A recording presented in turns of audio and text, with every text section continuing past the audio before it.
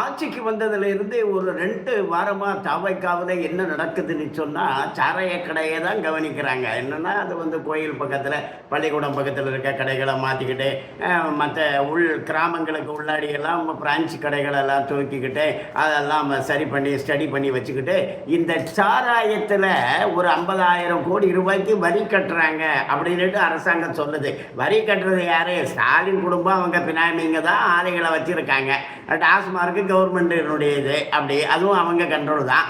அப்போ இந்த 2ல இருந்து ஒரு 50,000 கோடிக்கு வரியே வருதுன்னு சொன்னால், ஒரு 5 லட்சம் கோடிக்கு லாபம் வராதா அவங்களுக்கு? ஒரு 5 லட்சம் கோடிக்கு லாபம் வரும். அந்த லாபத்தை காட்டுறதில்லை.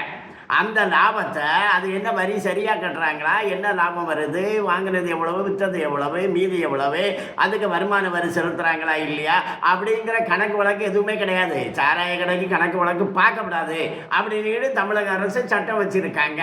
ஆனால் அமலாக்கத்துறை உள்ளே புகுந்து அதை பார்த்து அதை கண்டுபிடிச்சி அதில் நடவடிக்கை எடுக்கணும் அப்படின்ட்டு இறங்கும்போது என்ன பண்ணிட்டாரு? ஸ்டாலின் தான் முதலமைச்சராக இருந்தார். அப்போ என்ன பண்ணிட்டாரு? அவரு அரசு, தமிழ்நாடு அரசினுடைய வக்கீலை வச்சு வழக்கு போட்டு சுப்ரீம் கோர்ட்டில் அதை தடுத்து நிறுத்திட்டாரு.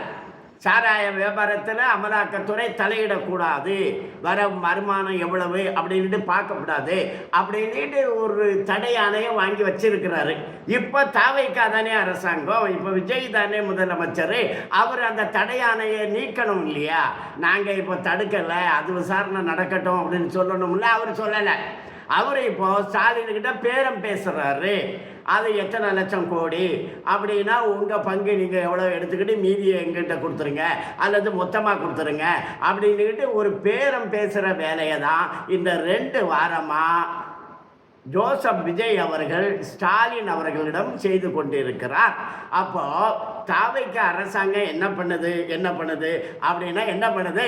சாராய வியாபாரத்தில் எவ்வளவு கிடைக்கும் அப்படின்னுக்கிட்டு அவங்க பேரம் பேசிக்கிட்டு இருக்காங்க. அதை தான் இப்போ செஞ்சிட்ருக்காங்க. வணக்கம்.